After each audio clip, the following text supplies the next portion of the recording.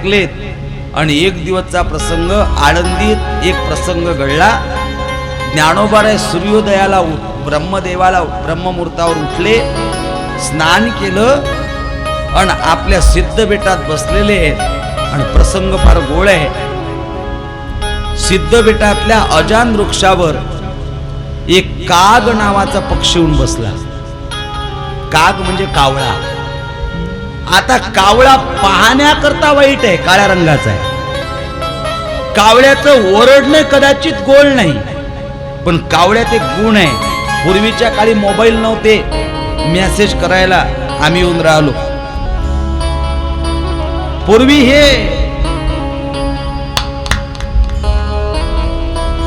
हे नव्हतं. मग आमच्या घरी पाहुणे येतात हे कशावरून? शकुन व्हायचे, शकुन. आणि त्या शकुनाचा पहिला पर्याय होता, आमच्याकडे कोणतरी येतं हे सांगणारा कावळा हा पक्षी आमचा शकुन सांगणारा होता.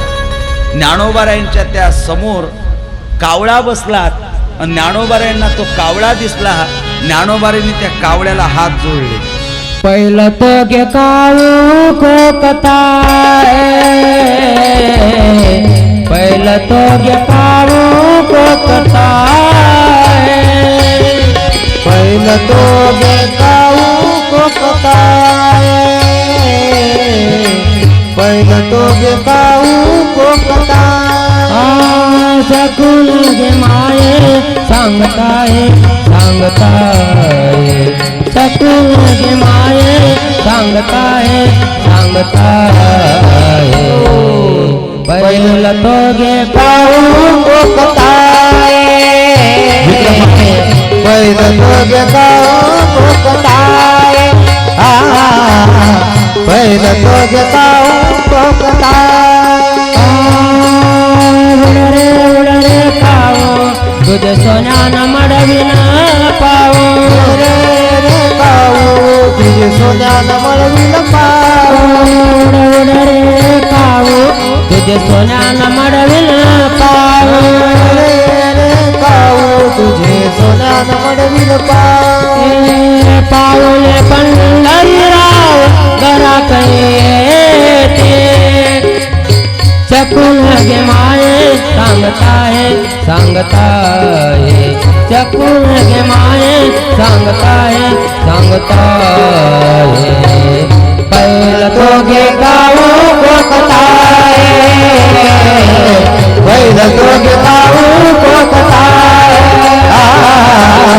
पहिलं तो गे काळू कोकताय. ज्ञानोबारायांनी माऊलींनी तो कावळा पाहला आणि त्या कावळ्याला सांगतात, पहिलं तो गे काऊ कोकत आहे, शकुन गे माये. अगं हा शकुन आहे.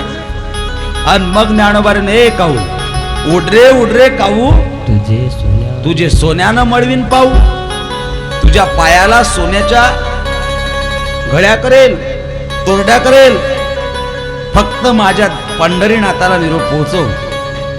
ज्ञानोबाराय पंढरीनाथाच्या दर्शनाकरता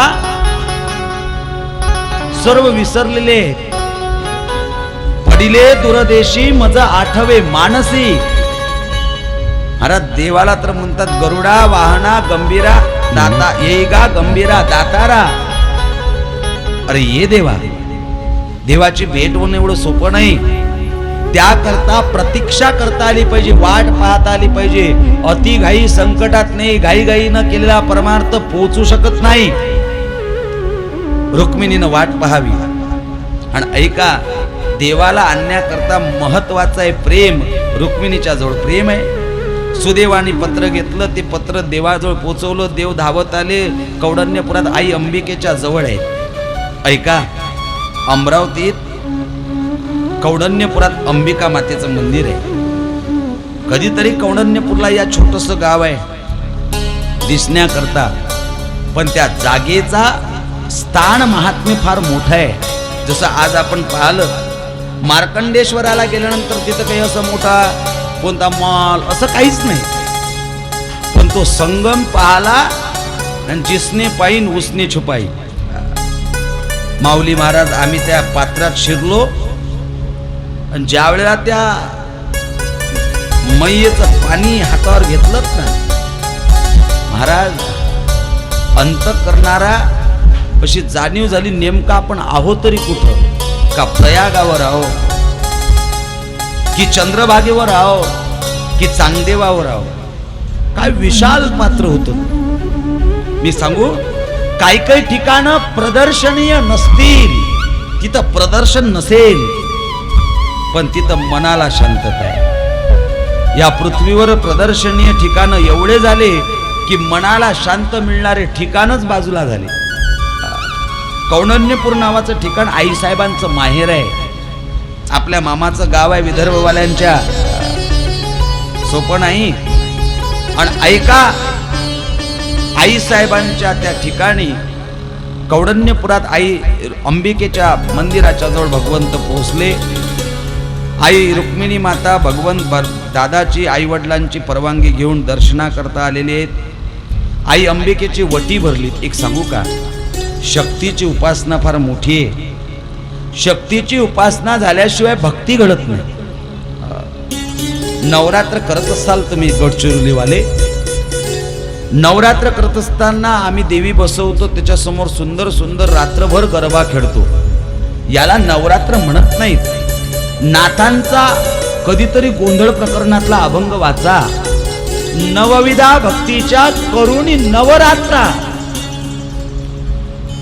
त्या नवरात्रीला जेवढी जास्त जमेल तेवढं अनुष्ठान करा, भक्ती करा. जिभीचे चोचले पाळणं सोडून द्या आणि त्या शक्तीची उपासना करा. कारण शक्तीची उपासना सामान्य नाही. शक्तीची उपासना करणाऱ्याला भविष्यात भक्ती घडत असते. आणि ऐका, पुन्हा सांगतो, चांगलं व्यक्ती जीवनात मिळावं असं वाटत असेल तर शक्तीची पूजा करा. महिला मंडळींना सांगू इच्छितो, तुमच्या घरात कन्या असतील, चांगल्या कन्यांचं चांगलं व्हावं असं वाटत असेल तर एक नियम आहे. रामायणात प्रभू रामाला सीतामाईनं पाहिलं जनकपुरीत, विश्वामित्रासोबत आले आणि मनोमन रामावर प्रेम झालं. श्री मर्यादा पुरुषोत्तम श्री रामांवर प्रेम झाल्यानंतर सीतामाई म्हणतात, हा पुरुष एकमेव आहे, हा मला मिळावा. पण समोर रावणासारखे बलाढ्य राजे स्वयंवरात आलेले, कसा मिळेल प्रश्न पडला. आणि मग काही विद्वान बायानं सांगितलं, प्रदीप मिश्राजी सारख्यांच्या कथा ऐका, ते नाही ग्रंथ वाचा. आणि सांगितलं, सीतामाईला तिच्या सखीनं, अगं सीते, तू हवा असेल तर एक काम कर, तू महादेवाच्या पत्नीची उपासना कर. कोणाच्या? महादेवाच्या पत्नीची. आणि मग सीतामाईनं गिरजा देवीच्या मंदिरात जावं. तुलसी रामायणात एक गिरजा स्तोत्र आहे, जय जय जय काय गिरिराज किशोरी. गिरजा स्तोत्र आहे, फार गोड आहे. आणि त्या गिरजा स्तोत्राची निर्मिती केली आणि प्रभू श्री रामाला मागून घेतलं. इथं तसंच आहे. भवानी म्हणजे शंकराचीच अर्धांगिनी. अंबिका तिचंच नाव आहे. आणि ऐका, श्रीकृष्णाला प्राप्त करण्याकरता आई रुक्मिणीनं अंबिकेकडे जावं आणि अंबिकेला नवस करावा. ऐका, आधी नवस केला, पण श्रीकृष्ण आला म्हणून नवस फेडला, आरतीचं ताट घेऊन गेला. ऐसा जोगवा मागुनी ठेविला, जाऊनी नवस महाद्वारी फेडिला. एका जनार्दनी एकपणे देखिला, जन्म मरणाचा फेरा चुकविला.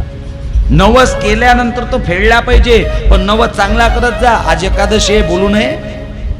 काही काही देवीजवळ नवस करतात, आमची इच्छा पूर्ण होऊ दे, आम्ही 4 पायाचं कापू. एकादशी आहे आज, माफ करा. हा नवस आहे. बकरा कापा मान्य आहे, पण कोणता? काम क्रोध बकरा मारा आणि पूजा रखमाईच्या वरा. तुमच्या अंतःकरणातला काम बाजूला करा. हा बकरा आहे.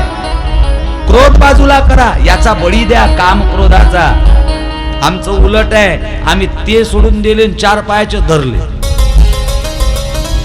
इथं वर्णन आहे, आई अंबिकेची पूजा केली, भगवान श्रीकृष्ण रथ घेऊन उभे आहेत, रथात आई साहेब बसले, एका जनार्दनी रथ गेला निगुणी, या न्यायाने रथ निघाला. रुक्मीला बातमी कळाली, रुक्मी सैन्य घेऊन पाठीमागं धावला. आता फार गोड आहे, जरा सर्वांगाचे कान करून ऐका. रुक्मिणी पाठीमागं येत आहे, हे रुक्मिणीला कळालं. जगाच्या पाठीवरचं सर्वश्रेष्ठ प्रेम आहे बहीण भावाचं. कोणतं प्रेम? भाऊ संकटात आल्यावर बहिणीला कळतच करमतच नाही. कदाचित एखादीच्या भावाला पत्नी वेगळी भेटली, तिला ते कळालंच ना की रडणारी फक्त बहीणच आहे. इथं नवल आहे. ज्ञानोबारायांना समाजाचा त्रास झाल्यानंतर ज्यावेळेला ज्ञानोबाराय स्वतःला बंद करतात ना झोपडीत, त्यावेळेला ज्ञानोबारायांच्या झोपडीला उघडण्याची ताकद मुक्ताबाई सोडून तिसऱ्यात कोणातच नाही. इथं चिंतन आहे, बहिणीचं प्रेम भावावर नीरव असते. कधीच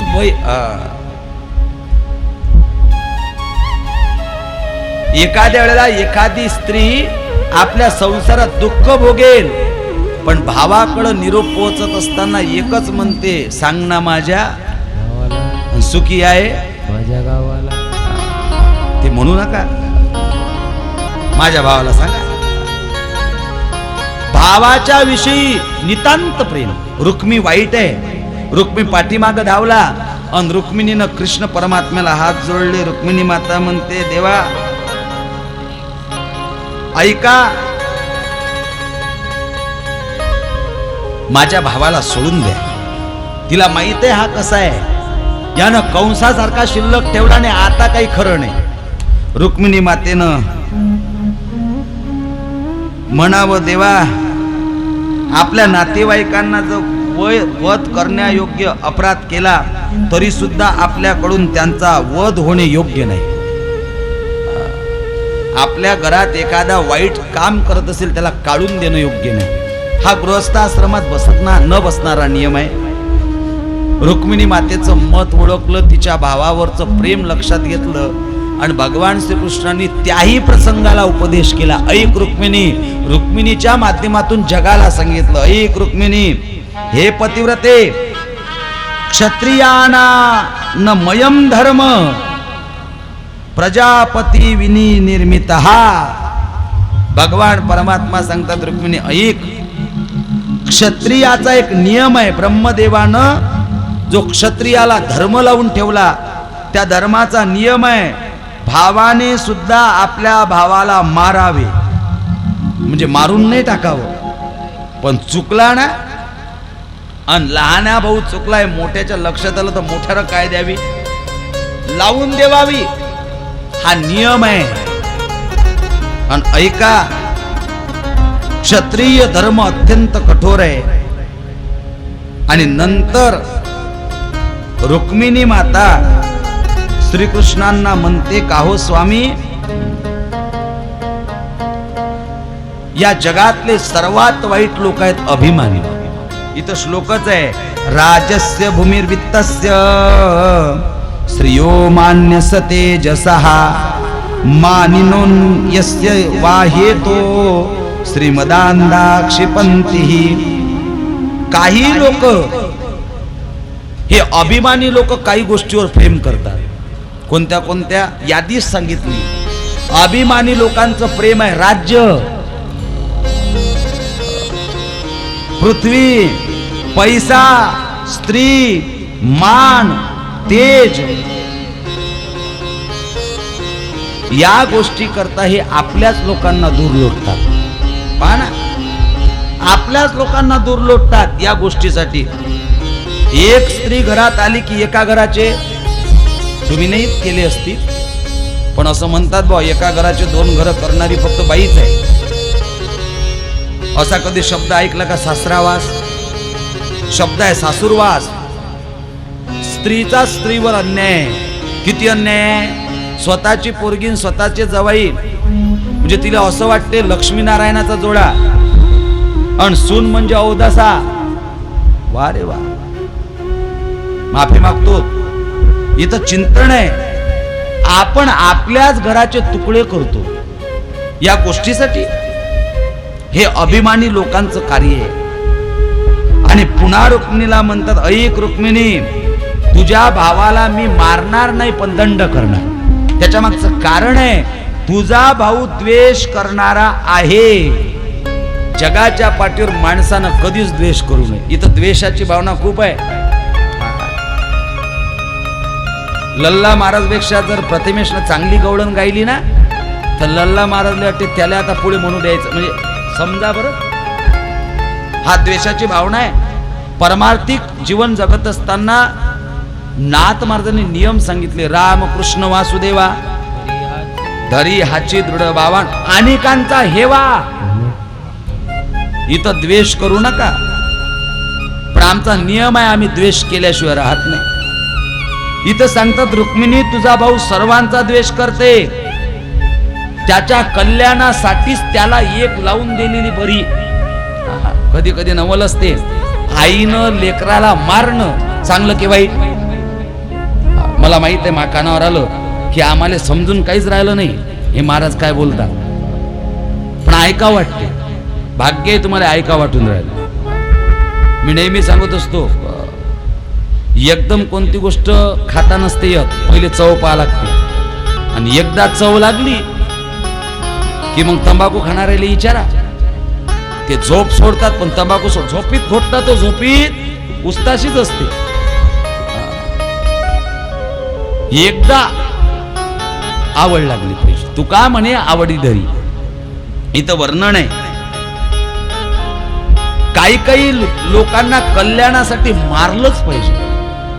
लहानपणी लेकराला आईनं मारलंच पाहिजे. हे मी का सांगतो, आम्ही चांगला खायला आहे म्हणून. आम्ही तसे ह भ प नाही होईल. बाप रे बाप, आमच्या जीवनात एक वाक्य आम्ही ऐकलं, अनुभवलं, छडी लागे छमछम विद्याई घमघम, गुरुन विद्यार्थ्याला झोळावर, चुकला ना त्याला दंड द्यावा. जर आम्ही नियमानं गाडी चालवत नसू ना, जर आम्ही ट्रिपल शीट चालून सिग्नल तोडत असू, तर आम्हाला ट्रॅफिक पोलिसनं दंड द्यावाच. दंड देणं हे सुद्धा योग्य आहे. दंड कशा करता ऐका, दगडाला मारल्या जातं म्हणून दगडाची मूर्ती होते. दगडाची मूर्ती उगीच होत नाही, त्याला कितीतरी वेळेला तो टाकणारा माणूस टाकतो, कितीतरी घाव सोचावे लागतात, मग ती पूजनीय मूर्ती बनते. इथं वर्णन आहे, रुक्मिणी तुझ्या भावाला दंड द्यावाच लागेल, कारण त्याला तू आपलं मानते, पण आपलं म्हणून त्याचा लाळ करू नको. ऐका, एखादा बाप जर लेकरावर हात उजारला ना, त्याला पाहिजे आपल्याला एकच आहे. इथं सांगितलं, एकटाय म्हणून लाळ नका करू. जर तुम्ही अति लाळात गमावलत ना, तर पुढं पंचायत. इथं नियम आहे, तू त्याला प्रेमापोटी चांगलं मानून राहिली, पण तो चांगला नाही ना. हा तुझ्या बुद्धीचा दोष आहे. कावीळ झालेल्या माणसाला जसं जग पिवळं दिसते, तसं तुला तुझा भाऊ चांगला वाटतो पण नाही ना, त्याला दंड दिला पाहिजे. आणि मग सांगितलं, ऐक रुक्मिणी, शरीराचा आणि आत्म्याचा संबंध नाही. शरीर वेगळं, आत्मा शरीरात राहणारा आत्मा आहे, पण आत्म्याचा आणि शरीराचा संबंध नाही. कशाप्रमाणे, पाण्यात राहणारं कमळ आहे, पद्मपत्र मिवांभसा,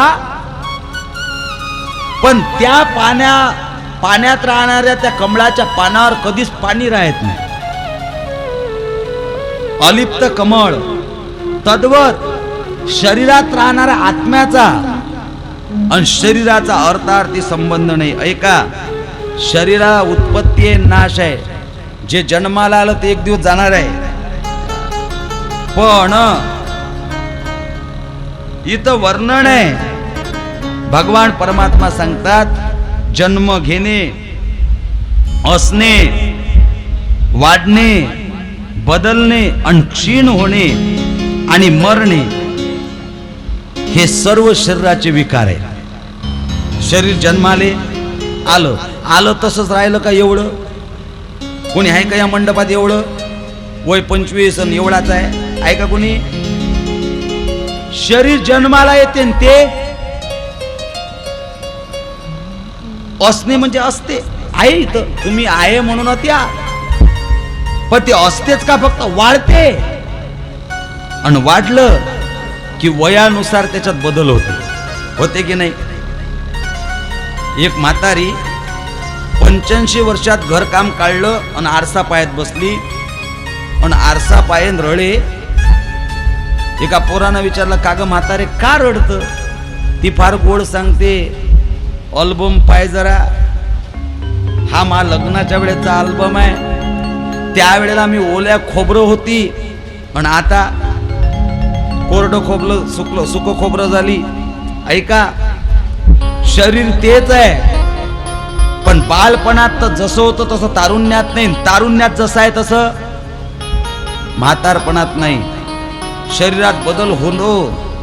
आणि पुन्हा ऐका, शरीर जसे जसे वाढदिवस होतील, सोपं करून सांगतो, वाढदिवसाचा लय हरिक आहे, पण जसे जसे वाढदिवस होतील तसं तसं शरीर क्षीण होईल आणि एक दिवस ते मरेल. एक दिवस मरेल नक्की, ते अंतिम सत्य आहे. कारण हे शरीराबरोबरचे विकार आहेत, मात्र या विकाराचा कोणताच त्रास आत्म्याला होत नाही. आत्मा सदैव निर्मल आहे.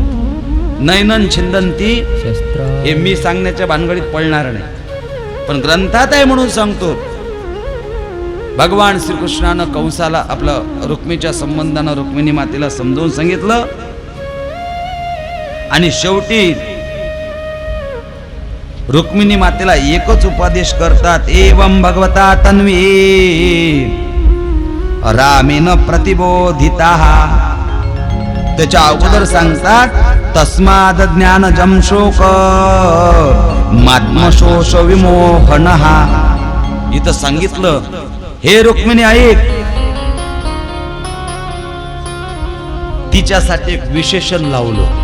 ऐका, नवऱ्यानं कधीतरी लाडात येऊन बायकोसाठी एखादं सुंदर नाव शोधावं. सुंदर काही काही शोधतात ना, सांगू का नाव?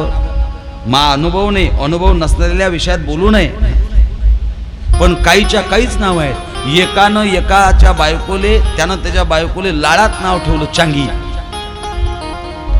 लाडा कधी कधी आपल्या पत्नीला प्रसन्न वाटावं म्हणून लाडानं नाव घ्यावं तिचं. इथं नाव घेतलं कृष्ण परमात्म्यानं.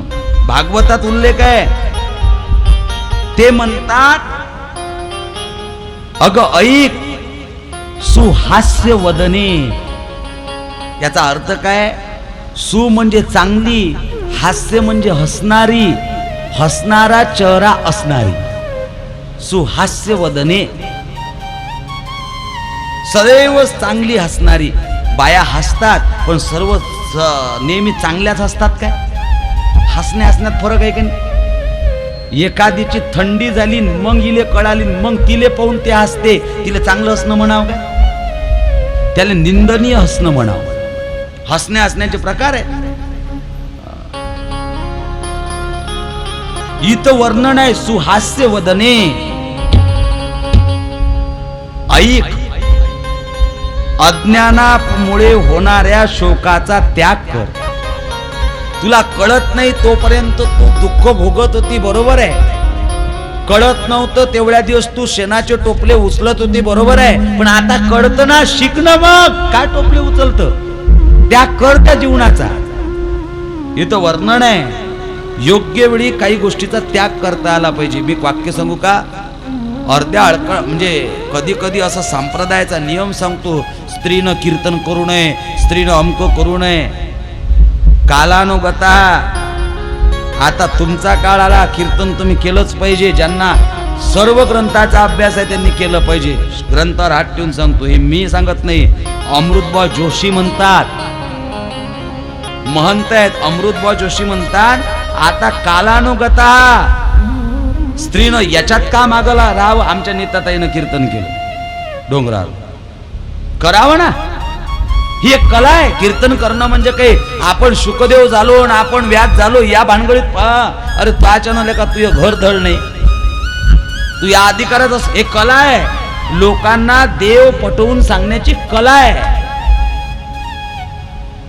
मग तुम्ही करा ना, केलंच पाहिजे. इथं वर्णन आहे, काही काही गोष्टीचा त्याग तुम्हाला करता आला पाहिजे, स्वीकारता आलं पाहिजे. चांगेल राय ना, मग स्वीकारता आलं पाहिजे. रडू नको बाळा, चांगला आहे म्हणून स्वीकारलं का नाही. चांगल्या ना म्हटलो कीर्तनात, चांगल्या ना लोक रमतात, स्वीकारलं पाहिजे. आमच्या आईसाहेब समोर आहे, काल गणपतीचं गाणं म्हटलं, मी झोपलो होतो, ऐकलो, म्हटलं चांगलं आहे, स्वीकारलं पाहिजे. इथं वर्णन आहे, अज्ञानानं होणाऱ्या शोकाचा त्याग करा. आणि ऐका, कारण आहे त्याचं. तुम्ही जर अज्ञानानं होणाऱ्या शोकाला धरून बसाल तर तो तुम्हाला दुःख देईल, तुम्हाला उदास करेल, मोहित करेल. म्हणून तत्वज्ञानाचा स्वीकार करून त्याचा त्याग करा. सांगितलं रुक्मिणी, तू रुक्मिणीवरचं प्रेम कमी कर. रुक्मिणीनं प्रेम केलं, युद्ध झालं, अकोट तालुक्यात शिर सोललं, रुक्मीच्या तोंडाला काळं फासलं, मुंडन केलं आणि दिला सोडलं. कारण तेव्हापासूनचा नियम आहे, कदाचित पुरुषाने स्वतःच्या भावाला मारावं पण बायकोच्या भावाला चुकून मारूही नाही, बोलूही नाही.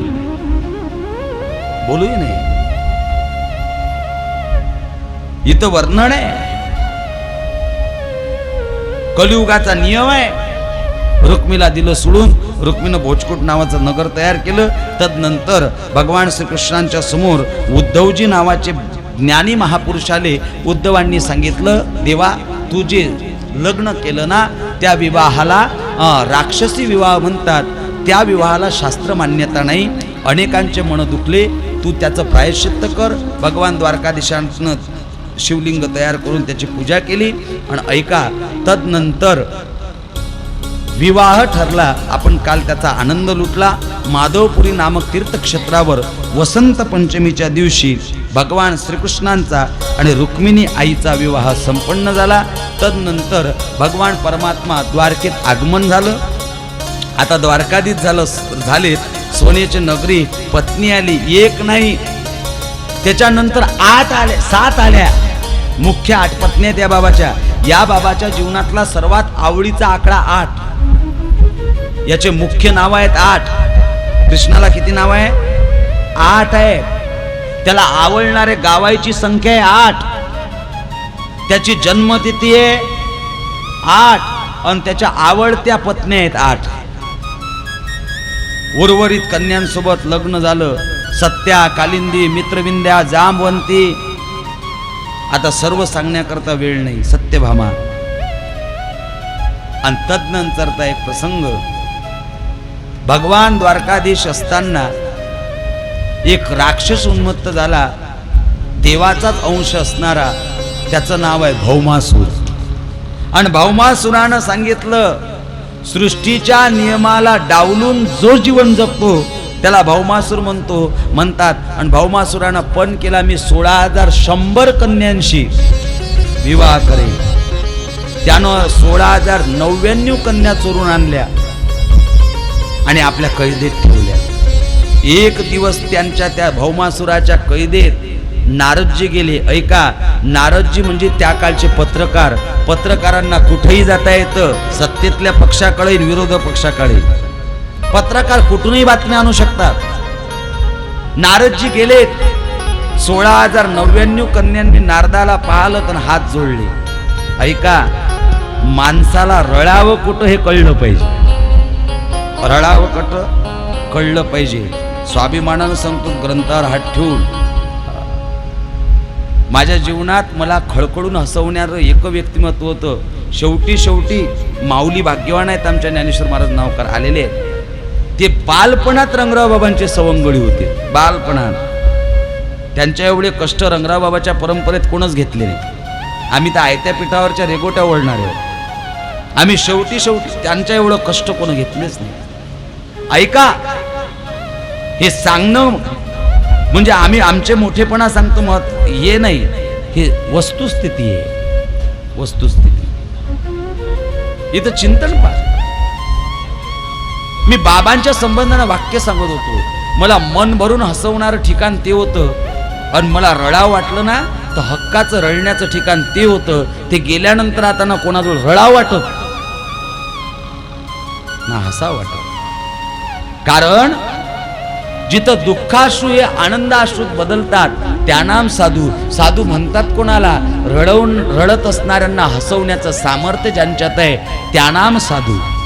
पहा ना, संसारानं टाकून दिलेला, संसारातल्या लोकांनी नाकारलेला, ज्याला त्या काळात रक्तपिती नावाचा रोग झाला, तो सौदळ गावातला गंगा भारती मरायला निघाला.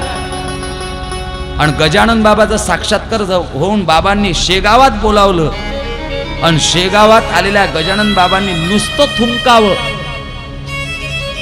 काही पेळा गिळा नाही दिला, थुंकावं, थुंकोनी वारिली. आपण अनुभवी लोक आहोत. साधू म्हणजे काय?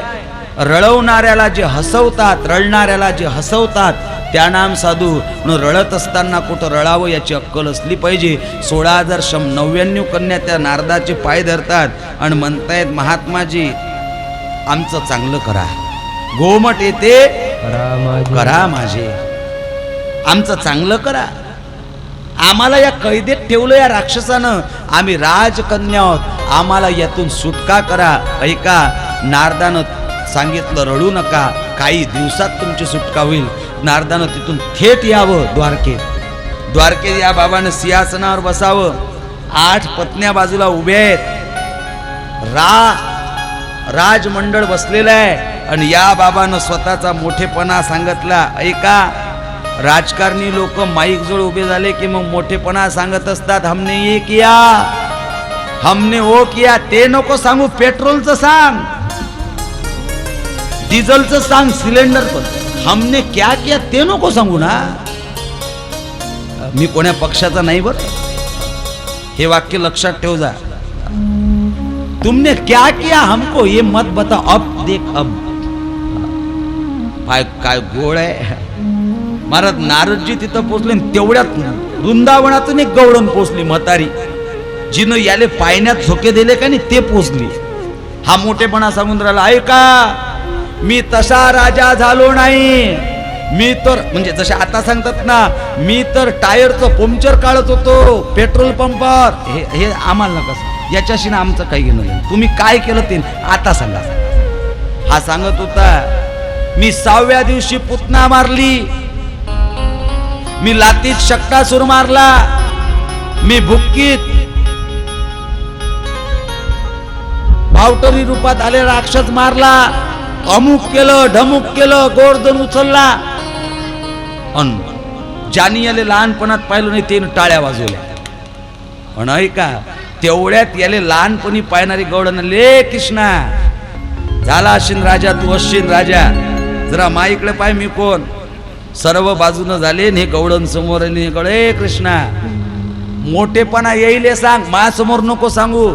तू हे कोणाला सांगून राहिला, राक्षस मारला, खरं सांग ना, तू 1 नंबरचा चोट्टा होता ना लेका. चुरा चुरा कर माखन खाया, चुरा चुरा कर माखन खाया, चुरा चुरा कर माखन खाया, चुरा चुरा कर माखन खाया. गौलन कानंग कुंवर कन्हैया, गौलन कानंग कुंवर कन्हैया, काये बड़ाई दिखावत मोये, काये बड़ाई दिखावत मोये, काये बड़ाई दिखावत मोये. जानत हूँ प्रभु पना तेरा सब ये. ती गवळण म्हणली मोठेपणा सांगू नको. अरे चुरा चुरा कर माकण, आमच्या घरायनं येऊन चोरून लोणी दही दूध खाल्लं तू. तुझ्या मायनं तर तुला उकडाला बांधलं, तू ऐकत नव्हता, तुला गाई चारायला पाठवलं, ना आता सांगून राहिला राजा झाला. आणि ते प्रेमाचं भांडण पाहत पाहत नारद पोहोचले. नारदानं सांगलं, हे देवा माग काय केलं ते सांगू नको, छोडो कलकी बाते, कलकी बात मागचं सांगू नको, आता सांग. तुझ्या राज्यात 16,100 कन्या तिकडे त्या भौमासुरानं पकडल्या, ते बंद कर. देवानं नारदाचं ऐकलं, साधूचं ऐकतो त्याचं नाव देव. नारदाला सांगितलं, श्री नारद जी ठीक है, मैं जाता हूं, उनका उद्धार करता हूं. आणि ऐका, तिथून नारदजी निघाले. देवानं 8 पत्न्यांकडे पाहिलं आणि एकीलाच आवाज दिला, सत्यभामे चाल. सत्यभामा म्हणले, आलीच काय? आलीच. देव म्हणतात, आलीच एवढा वेळ नाही, तुझ्या आलीच येणं मला समजलं. 2026 मधल्या बाया म्हणतात, व्हा पुढे आलीच, समजून जा, 1 घंटा गेला. ते संघ घेतल्याशिवाय बाहेर पडूच नाही. एवढा वेळ नाही, जशी आहे तशी बस. गरुडावर बसले. गरुडावर बसून ज्योतिषपूर नावाचं, प्रॉग ज्योतिषपूर भौमासुराचं राज्य आहे, तिथं आले. भौमासुराच्या सेनेशी युद्ध केलं. भौमासुराला समजावून सांगितलं, भौमासुर ऐकत नाही. शेवटी भौमासुर एवढा उन्मत्त झाला, एवढा अंध झाला, त्यानं कृष्णाच्या वर हात घातला, द्वारकाधीशाच्या वर. सत्यभामेलाच का सोबत घेतलं त्याच्या मागचं कारण आहे. लग्न झालं सत्यभामेसोबत. सत्यभामा प्रिय आहे. सत्यभामानं देवाच्या तोंडानं ऐकलं, मी हा मारला, मी तो मारला, मी अमुक केलं. ती म्हणली, मले असा कोणता भांडगोळ्या भेटला, हा हेच सांगते, मी या मारलं त्याला मारलं. सांगितलं, हो देवा हे धंदे बंद करा, कोणावर मारायचं, कोणालाच मारायचं नाही. देव म्हणले ते जमत नाही, मी राजा आहो. राजाला 4ही गोष्टी जमल्या पाहिजे, साम दाम दंड और भेद. मीठी मीठी बातों से देश का सत्यानाश मत करो. इथं वर्णन पा, साऱ्या गोष्टी जमल्या पाहिजेत. आणि भगवान परमात्म्यानं काय केलं? भगवान परमात्म्यानं सत्यभामेला सांगितलं, सत्यभामे मी तुझी हे इच्छा पूर्ण करू शकत नाही, कारण मी राजा झालो. राजाला कधी कधी दंड करावा लागतो, पण एक अट आहे, आपण तुझ्या मन राखासाठी एक गोष्ट करतो, तू जोपर्यंत म्हणशील नाहीस मारा, तोपर्यंत मी कोणाला मारणार नाही. आणि सत्यभामेला म्हणून संग घेतलं. सत्यभामा तिथं हजर आहे. देवावर चालून येणारा भौमासूर पाहाला. कल्पना करा, तुमच्या कल्पना करा, फक्त समजा घरात भांडणं झाले पोराचे न बापाचे, आणि माय तिथं हजर आहे. माय पाहून राहिली, पोरग बापावर हात घालून राहिलं. मायनं काय करा? बापाले म्हणाव, तुम्हाला काही समजत नाही, तुम्ही मुके राहा, की त्याले समजा. इथं उलट आहे, इथं बापाला मुक करतात, इथं तसं नाही. सत्यभामेनं पाहिलं, देवावर चालून आला. सत्यभामेचं पतिव्रता भाव जागी झाला आणि तिने म्हणलं, देवा काय पाहता, मारा मारा म्हटल्याबरोबर सुदर्शन चक्र सोडलं. सत्यभामेच्या आज्ञेवरून, तिच्या विनंतीवरून भौमासुराचा वध केला. आणि भौमासुराचा वध झाल्यानंतर भगवान परमात्म्याने 16,100 कन्यांचा त्याच्या कैदीतून सुटका केली. त्यांनी हात जोडले आणि जय जयकार केला, द्वारकाधीश भगवान की जय. आणि ऐका, लगेच प्रश्न केला, देवा आता तू आमची सुटका केली, पण झालं कसं? आम्हाला आगीतून काढलं, थोपटात टाकलं. भाकर करणाऱ्याच्या लक्षात येईल, चुलीवरची, ताब्यावरची काढायची, विस्तवात भाजायची. तसंच झालं देवा, आम्ही राक्षसाच्या घरात आणलेले आहोत, आता आम्हाला मायबाप स्वीकार करणार नाहीत मुलगी म्हणून. त्या काळातली घटना ही. आणि कोणता मुलगा न बायको म्हणून स्वीकार करणार नाही. आमच्याकडे 2च पर्याय उरले, एक तर आत्महत्या, एक तर देह व्यवसाय. सांग काय करू? त्याच्यापेक्षा 3रा पर्याय, देवा आमची मागणी पूर्ण करा, आम्हाला तू तुझ्या बायका म्हणून घे. देवानं त्यावेळेला मुद्दाम सत्यभामेकडे पाहिलं. त्याचे 2 कारण. पहिलं कारण सत्यभामेकडे पाहण्याचं कारण आहे, म्हणणाऱ्यांना सांगतायत मी बिना नंबर प्लेटची गाडी नाही, नंबर प्लेट संघ आहे. आणि दुसरं कारण सत्यभामेकडे पाहण्याचं असं आहे, असा नियम आहे. आता मागच्या वेळेला सांगतो, असा नियम आहे, पहिलीनं जर हो म्हटलं तर दुसरी करता येते, असा नियम आहे. बरं तुम्ही विचारण्याच्या भानगडीत पडू नका, कारण पहिलीच तर अशी आहे, म्हणजे चांगली आहे म्हणून नाही. मला गैरसमज बाजूला करा. महाराज संसाराचा गाळा ओढणं दोघांनाच माहीत, पती पत्नीला. तिनं कसा वागवला आणि त्यानं कशी वागवली, तिसऱ्यानं त्याच्यात तोंडच घालू नये. मी तर नेहमी सांगत असतो, दोघांच्या मनात बोलूच नये. इथं चिंतन आहे. देवानं विचार केला काय करू, सत्यभामेने सांगितलं दुसऱ्या पर्यायाने स्वीकार करा. पत्नीचा होकार आहे, 16,100 कन्यांना पत्न्या म्हणून स्वीकारलं. आता देवाच्या पत्न्यांची संख्या झाली पहिल्या 8 आणि ह्या 16,100, एकूण 16,108. आणि आता हा द्वारकेत राहायला लागला. एवढा मोठा राजा, त्याच्या एवढ्या पत्न्या, त्यांची दिनचर्या पाहण्याकरता एक दिवस नारद आले. नारदानं पाहिलं, देव कोणाच्या घरी देवपूजा करतात तर कोणाच्या घरी आराम करतात, कोणाच्या घरी जेवण करतात तर कोणाच्या घरी दूध पितात. आणि मग नारदाची बुद्धी भ्रष्ट झाली. संसारात साधून राहावं पण डोकावू नये, बुद्धी भ्रष्ट झाली. म्हणली देवा तुले 16,108 यातले का निदान मला एक तर दे. देव म्हणले असं काय, असं कर, उद्या सकाळी ये. आणि दुसरी कायले करतं, माझजवळ ह्या लय झाल्या, याच्यातली एखादी घेऊन जाय, जिच्याजवळ मी नशीन ते घेऊन जाय. हा सकाळी काकड्याला येणारा 3:30 झाला. नारदजी 3:30 आले. पहिल्यांदा रुक्मिणीच्या महालात जातात. देव डोळे चोळत होते, या नारदा. नारदजी म्हणले रॉंग नंबर, दुसरे. तिथं गेले, देव दूध पेत होते, या नारदा. असं करता करता 16,108 घरी फिरला, पण असं ठिकाण सापडलं नाही जिथं देव नाही.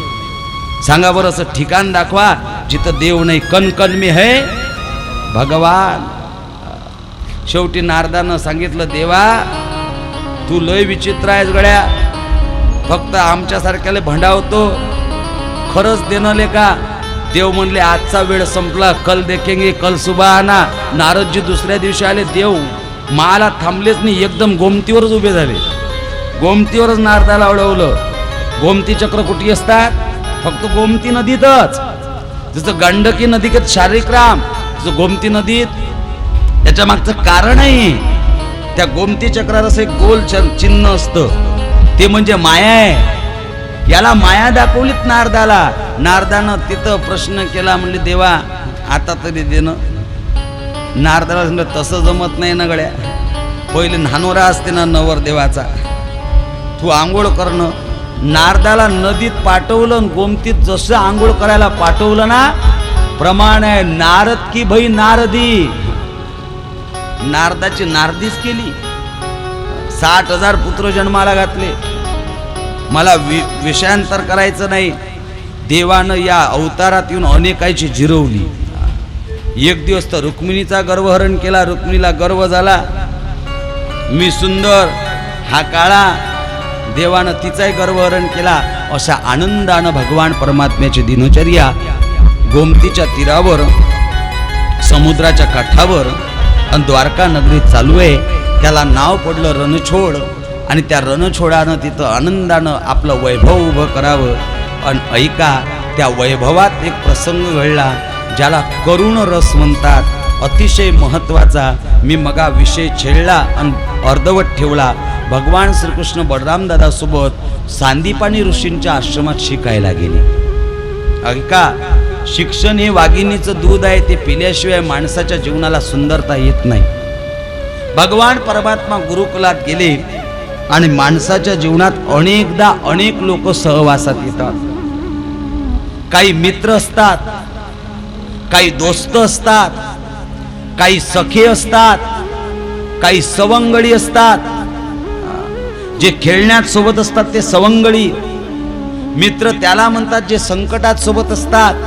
दोस्त त्याला म्हणतात जिथं कोणतीच गोष्ट लपवल्या जात नाही, दोचा जिथं असतं होते त्या नाम दोस्त. आणि सखा त्याला म्हणतात इकडं जरी आठवण आली तर तिकडं उचकही लागाव, इकडं काही त्रास झाला की तिकडं ठसका लागाव. त्याला सखा म्हणतात. महाराज, पांडुरंगाचा सखा फक्त एकच आहे, विठोबाचा प्राण सखा ज्ञानोबा माझा. म्हणून तर त्या विठोबाला सुद्धा विश्रांती घेण्याकरता नामा म्हणे देवा असा सखा, असा विरळा सखा कुठंच पाहता येणार नाही. इथं चिंतन आहे. सुदामजी नावाचे सखे आहेत, मित्र आहेत, आणि फार गोड प्रसंग आहे. गुरुकुलात शिकत आहेत देवासोबत. आणि ऐका, गुरुकुलात शिकणाऱ्या विद्यार्थ्यांनी गुरुकुलाची सेवा करावी. तुका म्हणे करा सेवा, आली जीवावरी तरी. इमानदारीनं सांगा, रंगराव बाबाच्या संगतीत सेवा महत्वाची होती. काय काकडा करायला वर, आता तसा माऊलीच करू शकतात, दुसरं नाही. एवढा काकडा केल्याशिवाय आम्हाला असं वाटत नाही काकडा झाला. एवढे अभंग मनात लागतात. नाट झाल्याचे असे शॉर्टकट मारणारे काकड्यावाले असले की आमचं मनच रमत नाही. आम्हाला यासाठी काकडा झालाच नाही. हे काकड्याची रीत आहे. हे सेवा करून घेतली. तुझी सेवा करीन मनोभावे. नवसिये नवसिये. इथं चिंतन आहे. गुरुकुलात सेवा महत्वाची आहे. ज्ञानोबा येतात, ज्ञान तसं नाही मिळत. जेथ ज्ञानाचा कुरुठा तेथ सेवा हा दारवंटा. गुरुकुलात सेवा केली पाहिजे. एक दिवसचा प्रसंग द्वारकाधीश असणार झालेला कृष्ण परमात्मा गुरुकुलात असताना काम सांगितलं गुरूंनी. गुरुमाता आहे सांदीपानांची पत्नी, आणि सांदीपानींच्या पत्नीनं सांगितले, कृष्णा इंधन आण इंधन. पूर्वीचे शिक्षक कामं सांगत. 15 ऑगस्ट आली, 26 जानेवारी आली की रांगोळ्या काढा, मैदान आखा. काय कामं असायची. आता सारे चपराशाही जोडली. आता विद्यार्थ्याने कामच नीट ठेवले. काय ज्ञान पचेल. ऐका, सांगितलं कृष्णा स्वयंपाका करता इंधन पाहिजे रे, इंधन आण. कृष्ण परमात्मा म्हणला, आईसाहेब मी जातो पण एकटा नाही. पूर्वीची गत होती, बेंचवरच्याला येईन संघ हा जाईल, एकटा नाही जा. त्यालाच मित्र म्हणतात. कुठे सोबत गाड्या संघ. नाड्याची जत्रा सांगितलं कृष्णानं, सुदामाला नेतो ने. दोघंही निघाले. पुढं कृष्ण, माग सुदामा. कृष्णाच्या हातात दोर, आणि सुदाम्याला गुरुमातेनं हरभरे वाढत घातले दिसले. यानं काय करा, एक मूठ हरभरे घेतले आणि दुपट्ट्यात बांधले, दुपट्ट असं. दुसरं चिंतन असं आहे, स्वतः गुरुमातेनंच दिले. इंधन पोळा लागते, कष्ट करणारा भूक लागत असते, शिदोरी असावी. दोघंही गेले, जंगलात गेले. पाऊस चालू झाला, धो पाऊस.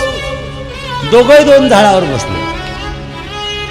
आणि यानं काय केलं, आयुष्यात एकच दिवस, एकच वेळ देवाच्या चोरून एक गोष्ट केली. फक्त एकच. आम्ही तर दिवसातून किती करतो हे देवालेच माहिती, तुमचं तर मालेच माहिती. एकच वेळ काय केलं, ते गुरुमातेनं वा चोरलेले ते सोडले आणि हरभरे खाल्ले. एक सांगू का, कशाचाही आवाज येतो, झोप्याचा येते का नाही काही काही लोकांचा.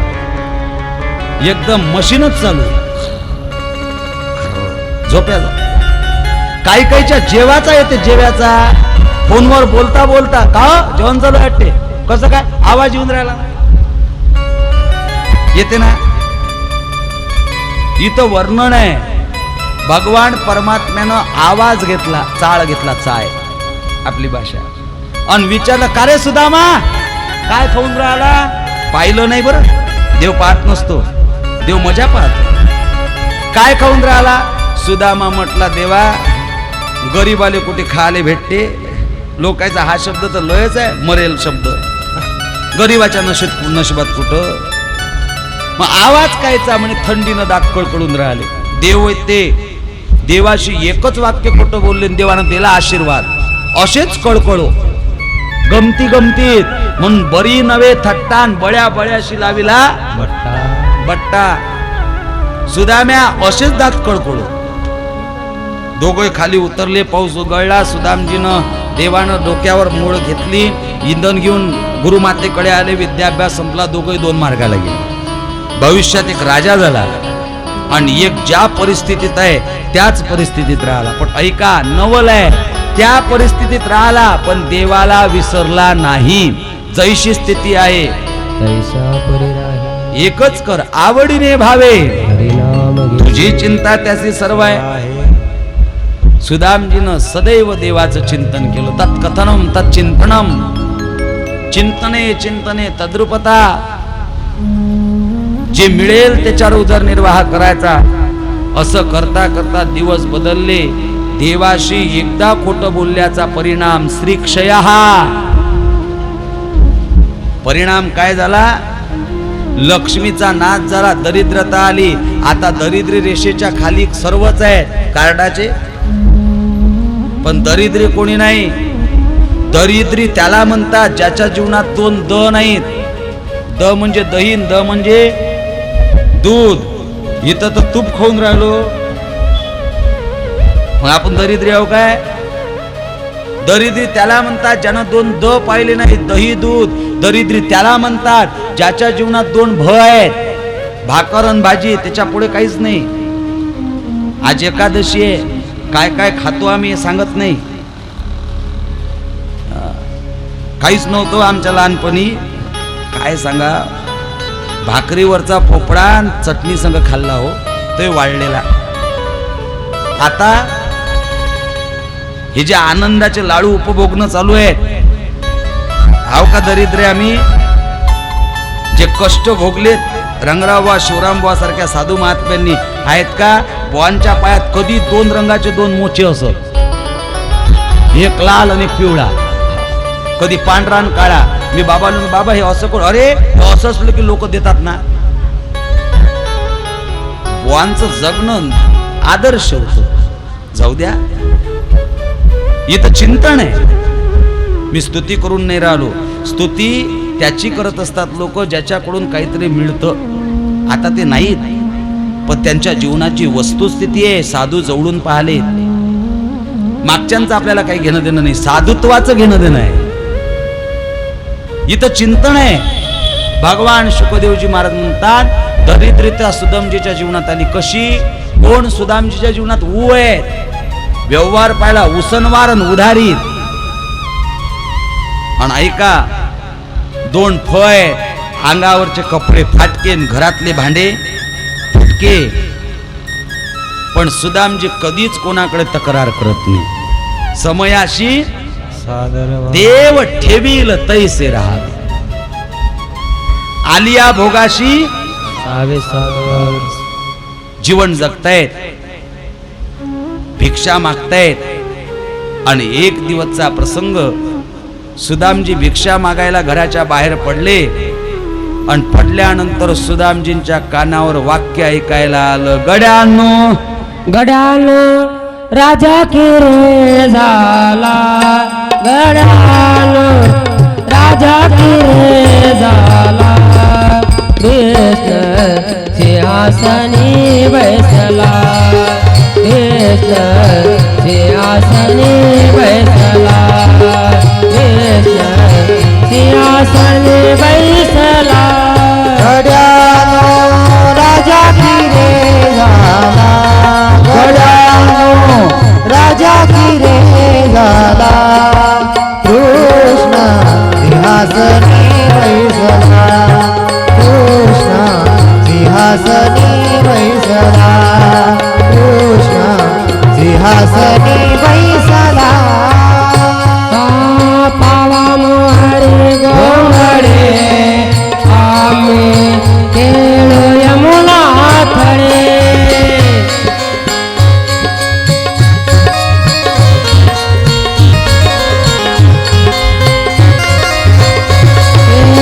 नाथ पाऊला देवडे,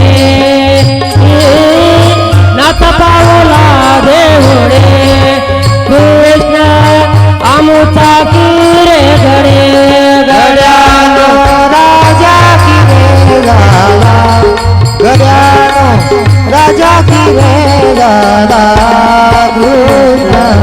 सिंहासनी बैसला कृष्ण सिंहासनी बैसला कृष्ण सिंहासनी बैसला.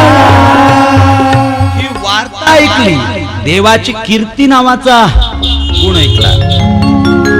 पण ऐका, सुदामजीनं त्या दिवशी भिक्षा न मागता घरी यावं. सुशीला दारात आहे. सुदामजींच्या पत्नीचं नाव आहे सुशीला. सुदाम म्हणजे चांगल्या किमतीचा आणि सुशीला म्हणजे चांगली बुद्धी. सुदामजीनं पाहिलं सुदामजीला. सुशीलेनं विचारलं, का रिकामे आले? अगं काय सांगू, आज भूक न लागण्याचा विषय आहे. एखादा दिवस असतो भुकेचा आणि एखादा दिवस असतो भूक नसण्याचा. आनंदाच्या भरात भूकच नाही लागत. मला माहित आहे आज कोणालाच भूक नाही लागली. एकादशी आमचं सोडून द्या, आम्ही तर वाट पाहून राहिलो 12 कधी वाजता. सुदामजी म्हणतात आज काही मागण्याची गरजच नाही. काय झालं? सुशीला विचारते. अगं माझा मित्र राजा झाला. घरातली सुशीला बुद्धिवान पाहिजे, 10 पट बुद्धी असली पाहिजे तिची. पण प्रारब्धाचा भोग आहे. काही काहीच्या नशिबात भेटल्या नाहीत म्हणून सोळ्याचा विचार करा लागला. इथं चिंतन आहे. 10 पट हुशार सुशीला. सुशीला म्हणते भाग्य ते त्याच्यापेक्षा नाचायला लागली. तिला माहित आहे आपल्या घरच्या बुवाचा मित्र ज्या आरती नगरसेवक झाला त्या आरती निदान घरकुलात नंबर, निदान दारापूरची नाडली, निदान दारापूरची नाही नाली पण खंब्यावरचा लाईट व्यवस्थित राहील. मित्र सिंहासनावर बसण्याचा फायदा सांगितलं. आता दुःखाचे दिवस संपणार आहे. सुशीलेनं लगेच नांदा केला. ऐकलं का, आताच्या आता निघा. कुठं? त्याच्या भेटीला. सुदामजी हृदयावर हात ठेवतात. काय मी पत्नी कमावलीत जी माझ्याकडून धर्म करून घेते, मला त्याच्याकडे पाठवते. पण तिचा स्वार्थ डोळ्यासमोर आणला. ते म्हणतात मी जाणार नाही. दुःखात मित्राकडे जाऊ नये. जर मित्रानं मदत केली नाही तर सर्वात मोठं दुःख होते. ते म्हणते ओ मी तुम्हाला काही मागायसाठी म्हणत नाही. मित्राच्या घरी सुखाचे आनंदाचे क्षण असले की ते सामील व्हाव. तो एवढा मोठा राजा झाला म्हणता, त्याला निदान एखादा बुका देऊन त्याचं अभिनंदन तर करा. त्याला त्याच्या अभिनंदनासाठी तर त्यात तिथं पाठवा. ऐका, सुशीला समजून सांगते. सुदामजी म्हणतात नियम आहे, कुठं जात असताना, कोणाकडे जात असताना रिकाम्या हातानं जाऊ नये. मायबापाकडे निघालो आपण नोकरीवर आहो, रिकाम्या हातानं कधीच जाऊ नये. काही ना काही न्यावंच. गुरुकडे जायचंय, रिकाम्या हातानं कधीच जाऊ नये. राजाकडे जायचंय, रिकाम्या हाताने कधीच जाऊ नये. मित्राकडे जायचंय, रिकाम्या हातानं कधीच जाऊ नये. सुशीले आपल्याकडं काही आहे का त्याच्याकडं नेण्यासारखं? सुशीला म्हणली अगो आपल्याकडं काहीच नाही, पण तुम्हीच 5-6 घरचे मागितलेले पोहे आहेत, देऊ का बांधून? सुशीलेनं पोहे बांधले. सुदामजीनं ते गाठोडं आपल्या जवळ घेतलं. हातात काठी आहे आणि सुदामजी आता कन्हैयाच्या भेटीला, द्वारकाधीशीच्या भेटीला महाराज द्वारकेकडे निघाले. त्याचंच प्रतिकात्मक दृश्य आपल्याला पाहायचं आहे. आता या मंडपात द्वारकाधीश भगवान परमात्मा रुक्मिणी माता येऊन बसतील आणि त्यांच्या भेटी करता सुदामजी येतील. चले श्याम सुंदर से मिलने सुदामा सुदामा. चले श्याम सुंदर से मिलने सुदामा. चले श्याम सुंदर से मिलने सुदामा. चले श्याम सुंदर से मिलने सुदामा. चले श्याम सुंदर से मिलने सुदामा सुदामा. चले श्याम सुंदर से मिलने सुदामा. चले श्याम सुंदर से मिलने सुदामा. चले श्याम सुंदर से मिलने सुदामा.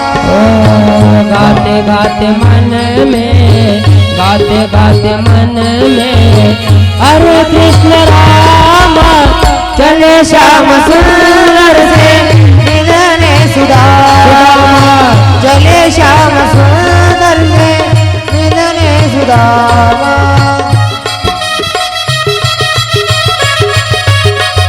हे काय? हरि बोल.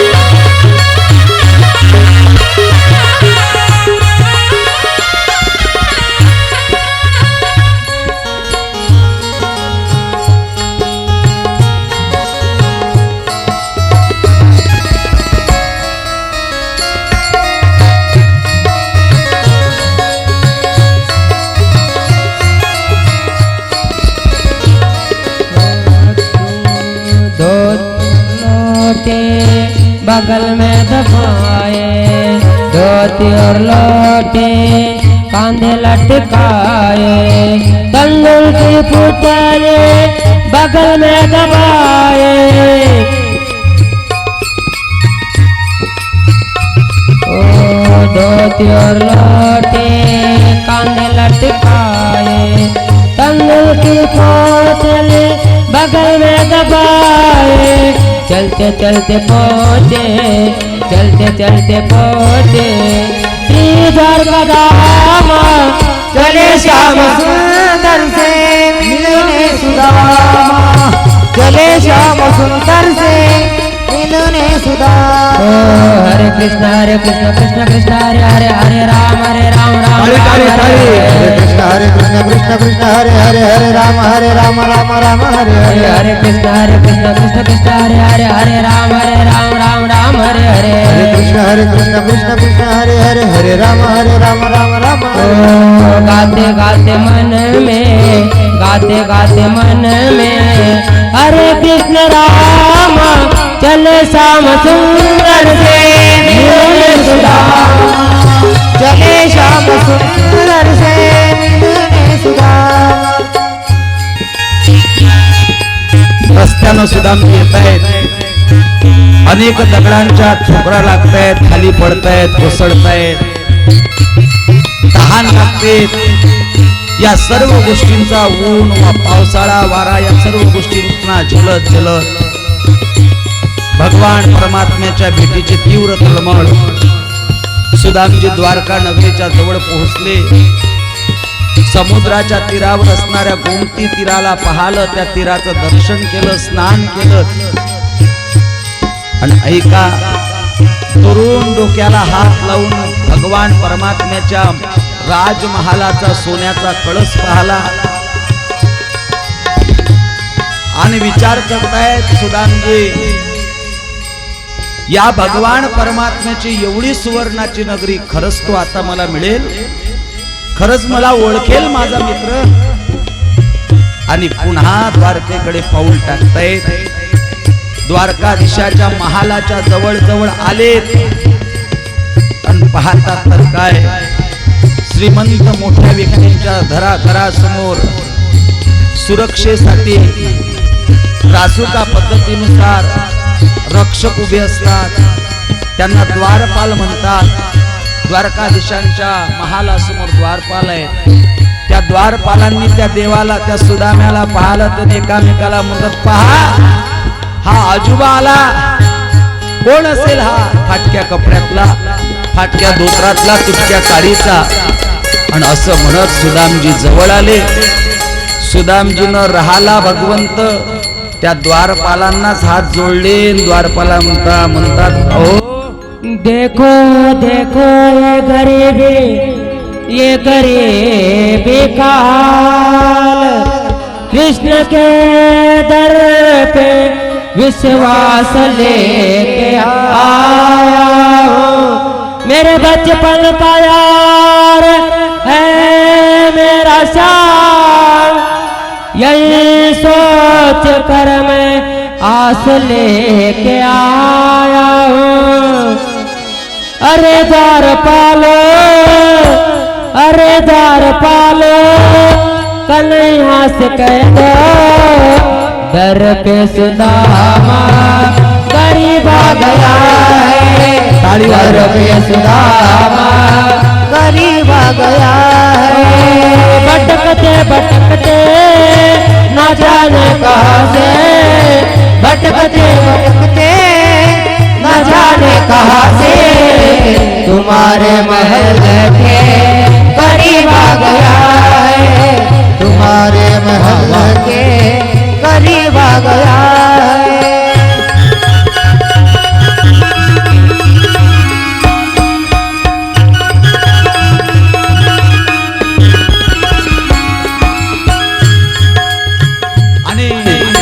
सुदामजींचं ते ऐकलं आणि मग आपला एक द्वारपाल धावत धावत भगवान श्रीकृष्णांकडे गेला, श्रीकृष्णांना नमस्कार केला तर सांगतायत,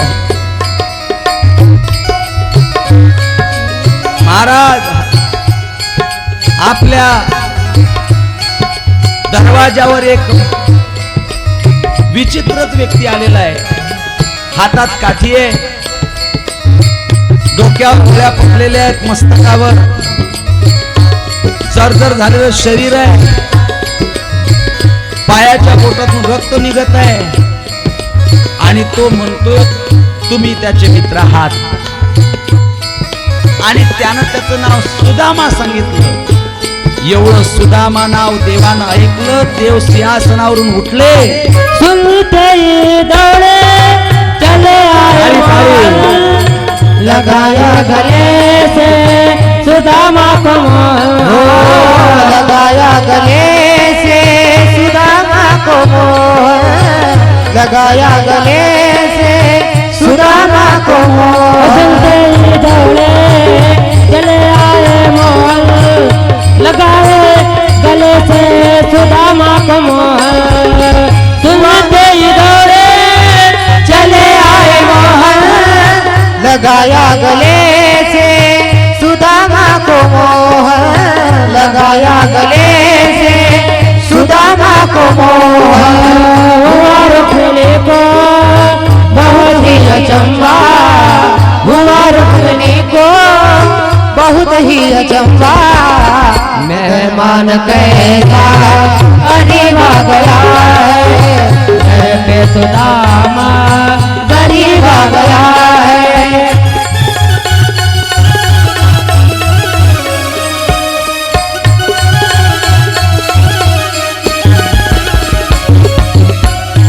आणि सुदामजीला भगवान परमात्म्याने स्वतःच्या हाताला हात करून आणलं, सिंहासनावर बसवलं. रुक्मिणी सहित 16,108 पत्न्या विचार करतायत, हे काय करतोय. रुक्मिणी मनात म्हणते एवढी तळमळ तर माझ्या भेटीसही नव्हती. भगवान परमात्मा रुक्मिणीला म्हणतात, अगं रुक्मिणी तू यांच्या दिसण्यावर जाऊ नको, साधूच्या दिसण्यावर जाऊ नये. साधुत्व त्यांच्या कार्यावरून लक्षात येत असतं. अगं यांचे चरण कमल येणं म्हणजे आम्हा गंगा आली आम्हावरी. आज जणू गंगाच आपल्याकडं आली. त्याप्रमाणे रुक्मिणी मातेला भगवान परमात्मा सांगतात, अगं साधू सेवा सर्वात मोठी आहे. आणि मग देवानं रुक्मिणी मातेला संत पूजेचं साहित्य सांगितलं. आई साहेबांनी आणावं. गंगावळात सुदामजीचे चरणकमल घ्यावेत आणि स्वतःच्या अश्रूंनी त्याचा अभिषेक घालावा.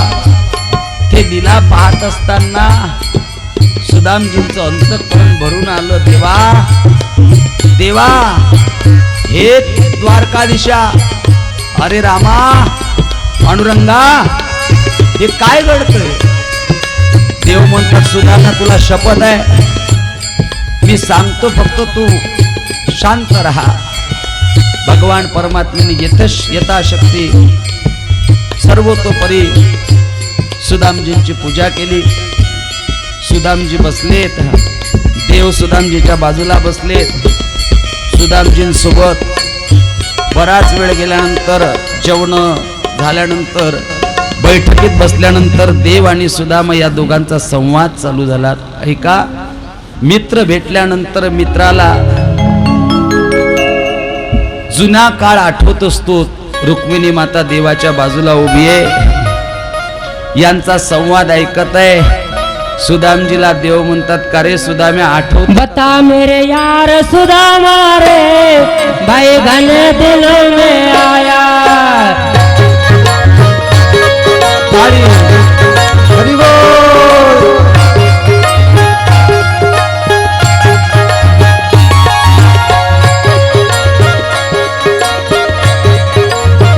बता मेरे यार सुदामा रे, भाई घने दिल में आया. यार सुदामा रे, बड़े दिनों से आया. बालक तार जब आया करता, बालक तार जब आया करता. खेल के जाया करता।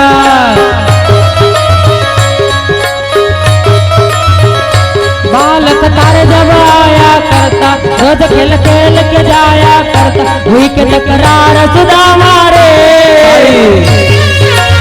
जय हो। हरि बोल।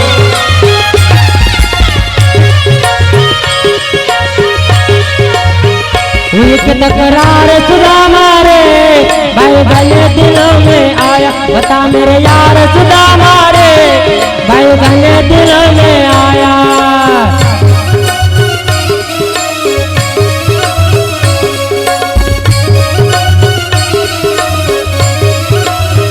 मुझे सुना दे कुटुंब कहानी, क्यों कर पल गई ठोकर खाने। टोट के मार सुदामा रे,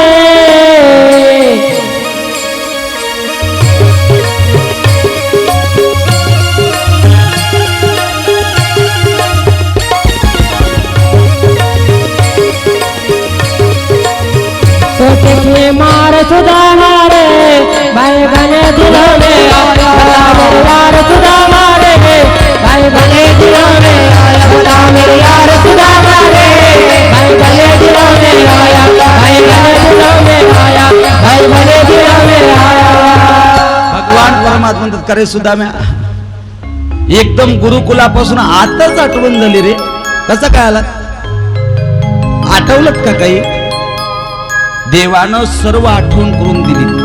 आपण गुरुकुलात देवाचं विचारण्यामागचं कारण हेच आहे, देवायानं लपवलं आता तर उघड करावं. सुदामजी सुदामजी सर्व सांगतात, आपण हा अभ्यास केला, एवढे श्लोक पाठ केले, एवढे अभंग पाठ केले, पण हरभरे खाल्ले सांगत नाही. शेवटी सुदामजीला देव म्हणतात ते जाऊ दे, एका प्रश्नाचं उत्तर दे. लग्न झालं, सुदाम्याला एवढा प्रश्न केला आणि सुदाम्यानं गोल मान फिरवली होती. देवा खरं सांगू का, एकच केलं रे म्या.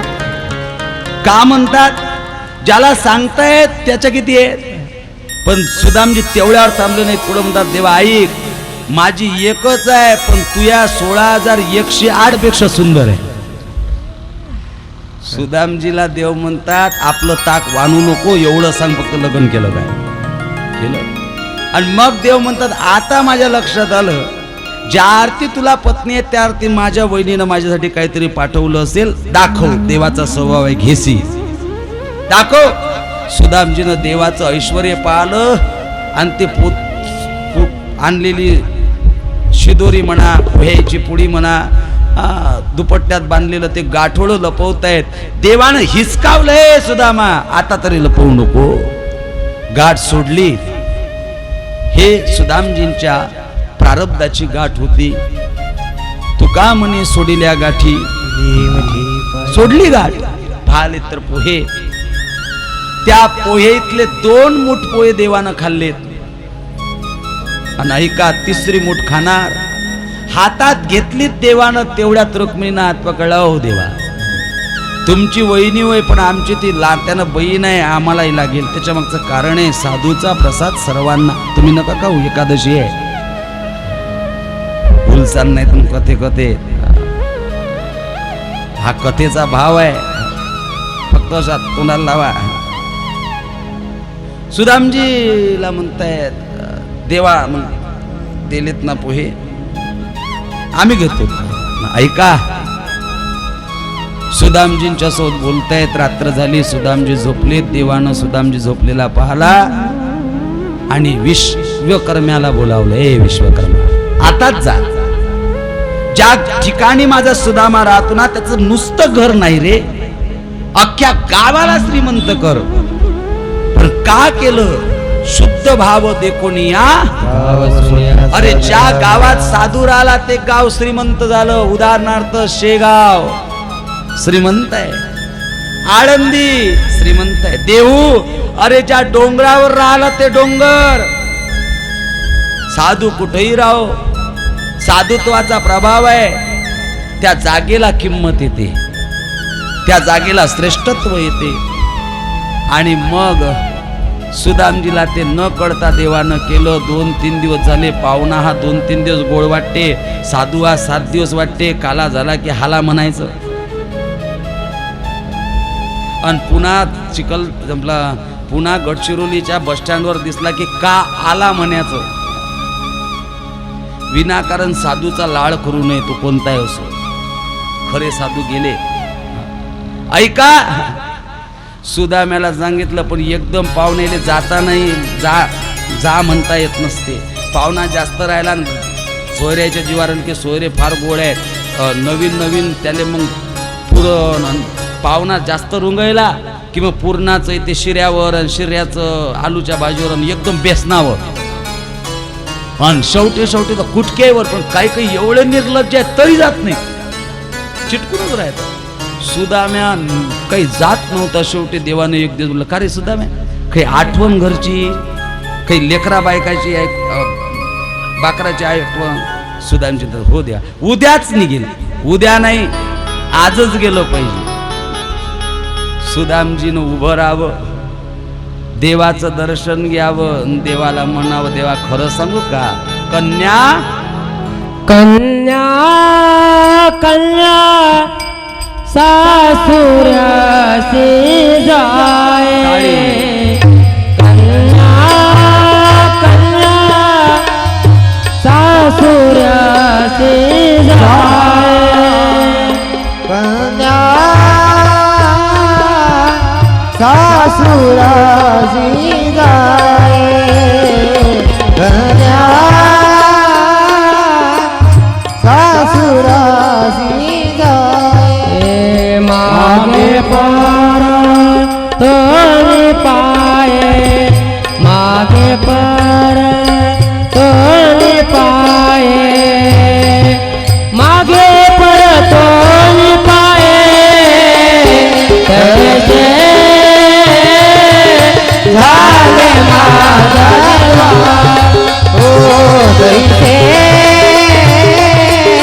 झाले माझा. देवाला पाहून विनंती करावी, देवा येतो देवा, पण खरं सांगू का, हृदयावर दगड ठेवून निघालो. कन्या सासुरासी जाये, मागे परतून पाहे. सुदामजीनं 2-3 पावलं पुढं टाकलं आणि पुन्हा मागं वळून पाहिलं की देते का रे आवाज, देते का आवाज. महाराज, देवानं 4-5 पावलं जाऊ दिले आणि आवाज दिला. जसा आवाज दिला सुदामा पळत आला. देवा, सुदाम्याला म्हणला, देव तुला थांब्यासाठी नाही आवाज दिला, तू या गळ्यातला तो दुपट्टा दे. जसा एखादा माणूस जैलात गेला की अंगावरचे कपडे काढून तच्चे ते कपडे मी अजून गेलो नाही, पण सुट्टी झाली, सुटका झाली की पुन्हा ते कपडे मिळत असतात. सुदाम्याच्या अंगावरचं दुपट्ट हिसकून घेतलं, स्वतःच्या गळ्यात घातलं आणि आता सुदाम्या शिव्या द्यायला लागला. देवाला नाही, बायकोला. तू तर मोठी म्हणस, त्याच्या घरी गेलं की घरकुलात नंबर लागते. अरे मला माहित आहे ना, याले चांगलं ओळख तुम्ही, हा काय आहे. आणि शेवटी सुदामजीनं देवाचं दर्शन घेतलं. मजल दर मजल करत करत आपल्या गावात येऊन पाहतात, तर गावाला पाहतात तर सोन्याची नगरी दिसली. सुदामजी म्हणतात, देवा काय केलं रे तू, माझ्याकडं दुःख होतं म्हणून माझ्या पत्नीला तुझी आठवण होती, आता ते कधीच म्हणणार नाही देवाकडं जा. सुदामा, देवाकडं जा. ऐका, सुख झाल्यानंतर दुःख मागणाऱ्यांच्या यादीत 2च नाव आहेत. एक नाव आहे कुंती आणि दुसरं नाव आहे सुदामा. सुदामा, सुदामा म्हणजे काय, तुम्ही आपण सर्व सुदामाच आहो. सु म्हणजे चांगली, धाम म्हणजे किंमत, चांगल्या किमतीचं आयुष्य तुम्हा आम्हाला दिलं, यापेक्षा देवानं काय द्यावं. तरी आमची एकच मत आहे, त्यानं आम्हाला काय दिलं. अरे हे दिलं हे पहा आणि तुमच्या दिवसाला सोन्याचं बनवा. उर्वरित सुदाम चरित्रातला भाव दुपारच्या सत्रात सांगेल. झालेली सेवा याच ठिकाणी थांबवतो. वेळेवर